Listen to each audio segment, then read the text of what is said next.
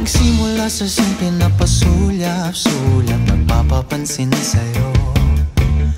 Umabot sa palitan ng mga mensahe, kilig na kilig ako. Kumusta, kain na, hello, magandang umaga. Ingat ka, pahinga, huwag kang masyadong magpupuyat pa. Naramdaman ng puso na dahan-dahan akong nahuhulog sa'yo. Sa kada araw natin na pag-uusap, meron nang namumuo.